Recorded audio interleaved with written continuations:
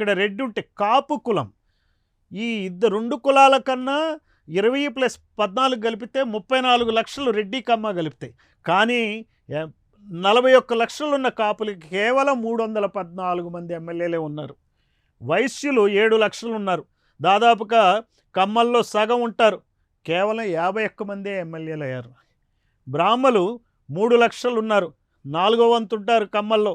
కేవలం 80 మంది ఎమ్మెల్యేలు. అది ఈ బ్రాహ్మిన్స్ కూడా ఎన్టీ రామారావు ప్రభుత్వం వచ్చినాక జరిగిన 10 ఎన్నికల్లో 20 మంది తప్పిస్తే మిగిలిన 60 మంది ఎన్టీ రామారావు ప్రభుత్వం ఏర్పరచక ముందు వచ్చిన వాళ్ళు. అంటే స్వాతంత్ర్యం సమయంలో ప్రతి అసెంబ్లీలో 13, 10, 12 ఎమ్మెల్యేలు ఉండేవాళ్ళు. అంటే ఎన్టీ రామారావు వచ్చినాక జరిగిన ఎన్నికలు, ఎన్టీ రామారావు ఎన్నికతో కలిపితే 10 ఎలక్షన్లు. ఎన్టీ రామారావు రాకముందు జరిగిన ఎలక్షన్లు 6 ఎలక్షన్లో 60 మంది బ్రాహ్మణ్ ఎమ్మెల్యేస్ ఉంటే మిగిలిన 10 ఎలక్షన్లో దాదాపుగా 20 మంది ఎమ్మెల్యేలే అయ్యారు బ్రాహ్మిన్స్. అంటే వాళ్ళ క్రమంగా తగ్గుముఖం పట్టింది.